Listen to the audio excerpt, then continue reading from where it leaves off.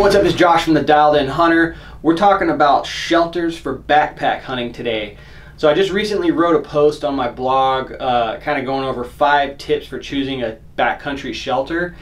I'm just going to kind of run through those, and hopefully in the end of it you have a little bit better idea when it comes to some things that you want to kind of keep in the back of your head when you're choosing a shelter for backpack hunting. So right off the bat, the first one that was incredibly striking to me when I first started doing this stuff is shedding weight.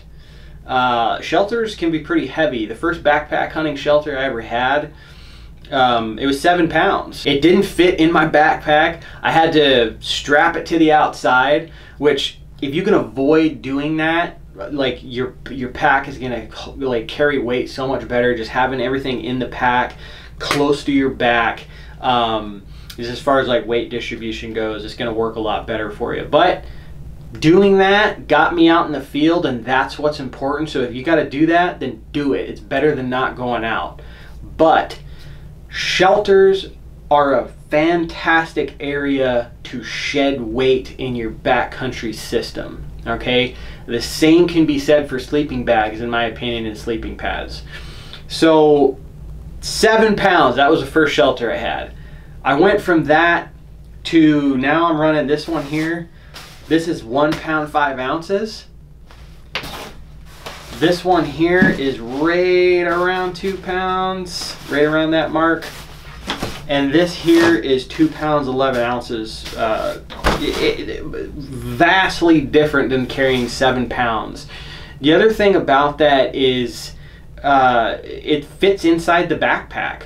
And it doesn't take up a ton of space. And the reason why that's important with backpack hunting is because you have a constant set of gear with you, no matter if you're going on a 2-day trip or a 15-day trip. Okay, the things that are constants in your backpack are your shelter, your sleeping bag, your sleeping pad, your stove, like that, all that stuff, your water filter. The stuff that you need to live back there, like that is always going to be there. The thing that's variable is food. Okay, so you go on that 2-3 day hunt, you've only got 2 to 3 days of food in your backpack. Everything else is the same. Go on a 10-day hunt, now you've got 10 days of food in your backpack, and it just takes up a lot more room. So by having something that's smaller and is inevitably more ultra light, you are going to be able to put more food in the backpack, meaning that you're going to be able to stay out for longer durations in the backcountry. When I was carrying around that 7 pound tent, I had to make trips back to the truck. If I was on a 10-day hunt, I would, at the halfway point, I would go back to the truck, get another load of food, and come back out or go back in. That was valuable hunting time. I could have been hunting instead of hiking back to the truck. It's a time investment, right? So great opportunity to shed weight and open up space in your pack. Another thing to keep in mind with shelters is getting something that can set up pretty quick. I think is very valuable. And the reason for that is 2 things, in my opinion, is weather. Okay, and if you're hunting with camp on your back, all right. So with weather, if you're going in, okay, because like in the high country, the back country, like you look at your weather app, whatever that thing says on your phone, that is not the weather in like where you're going to be hunting. Okay, like this just different. Okay, the city weather and out in the mountains, those are 2 completely different things. Like weather can change really fast on backpack hunts. So if you're headed in to camp or wherever you're going, you're getting your first glassy spot, whatever it is, being able to have a shelter that sets up really fast, say if a thunderstorm comes in as you're hiking in, that's beneficial in my opinion. Okay, you're going to be able to get camp set quick, get in there, make sure, get your stuff dry, and avoid having a soaking wet tent on the inside.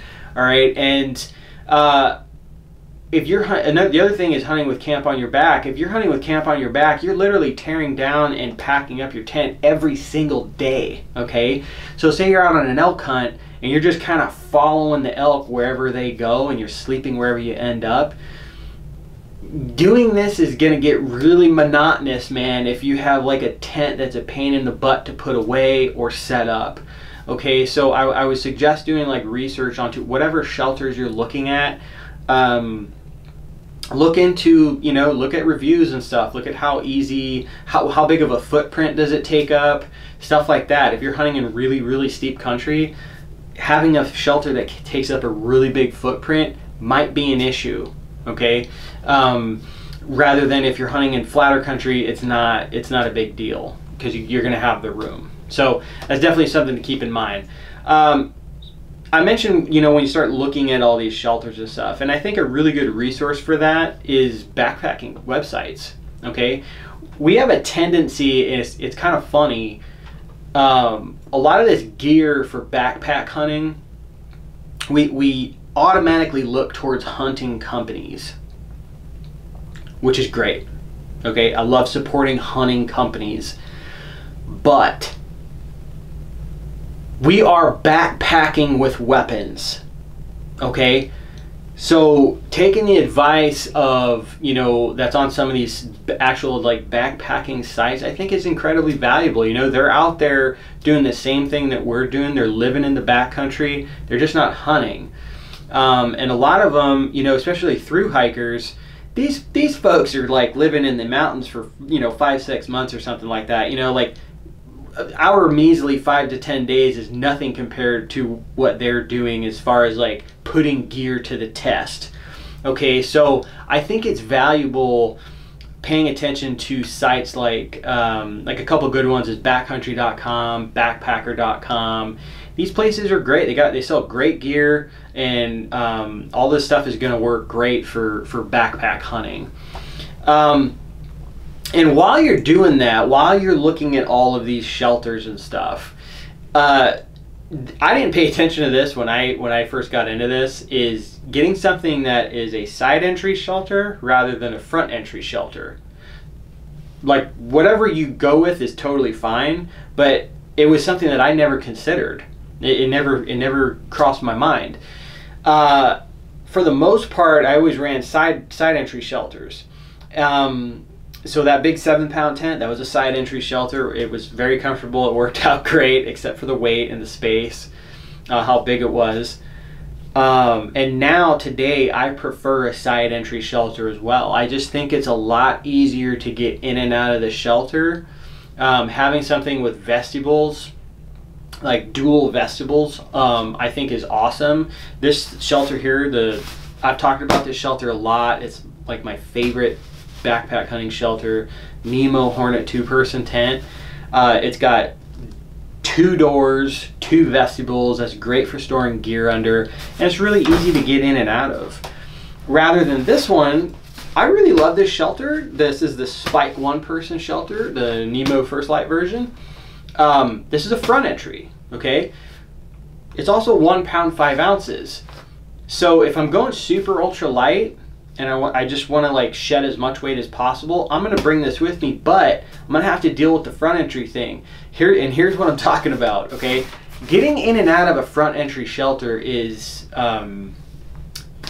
quite funny. So you either got to do one of 2 things, right? You either got to do like this crab crawl thing, like to get into the shelter, okay?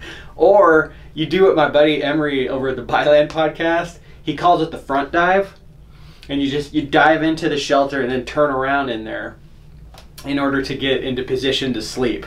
Once you get in, it's totally fine, okay? But I gotta admit, like, getting in and out of a front entry shelter is it can kind of be a pain in the butt. So definitely something to keep in mind. Also, what I've seen, front entry shelters, the vestibule tends to be smaller than the vestibules on side entry shelters. Just something I've noticed. So one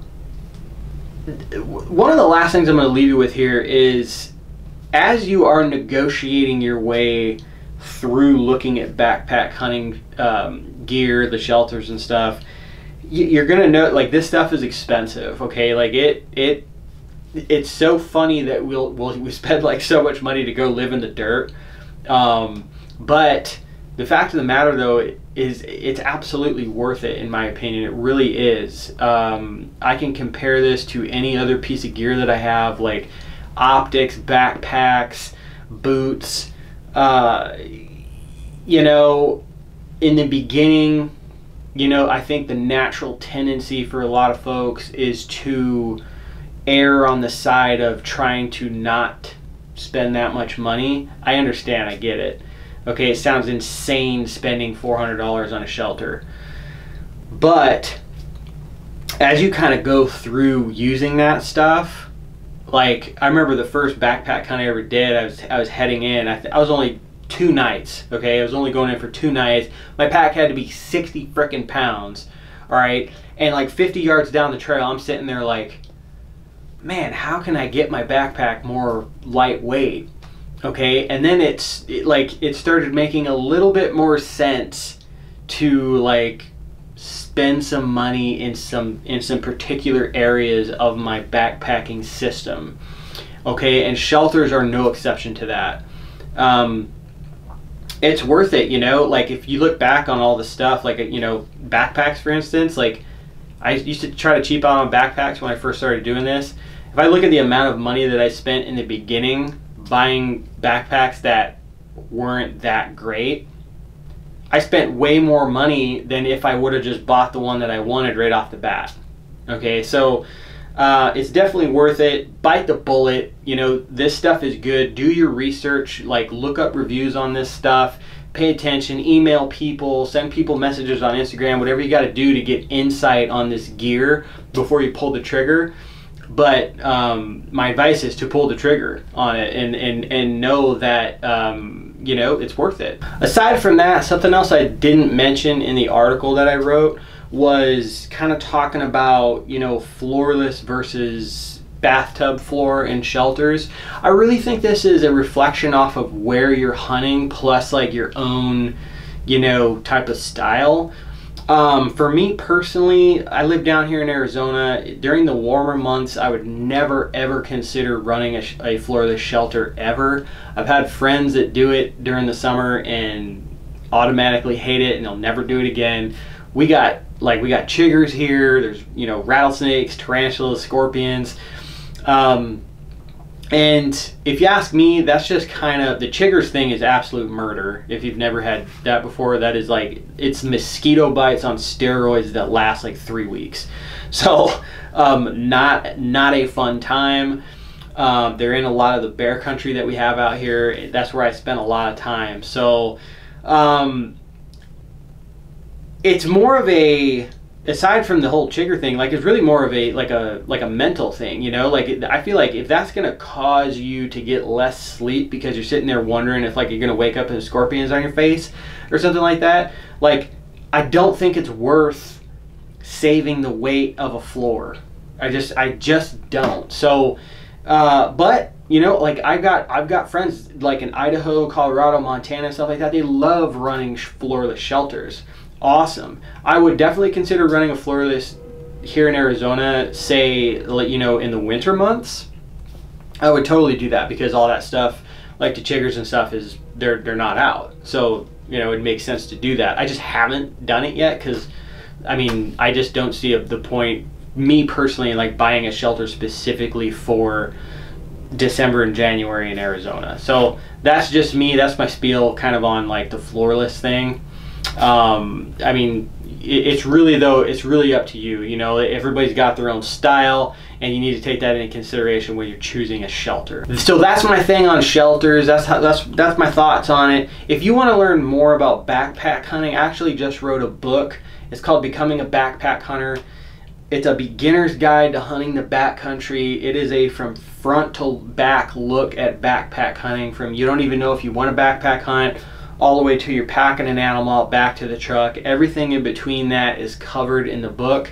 It is a roadmap for the beginner to give you the confidence that you need and the know-how in order to go and pull off your first backpack hunt. So if you're interested in that, you can find it on Amazon in both paperback and Kindle formats. Just search Becoming a Backpack Hunter and it's going to pop up. If you have any questions about shelters or anything like that, drop them down in the comments down below. If you like the video, like the channel, please hit subscribe. I really appreciate that. And I got a scouting trip to plan for here, so until next time, thanks for watching.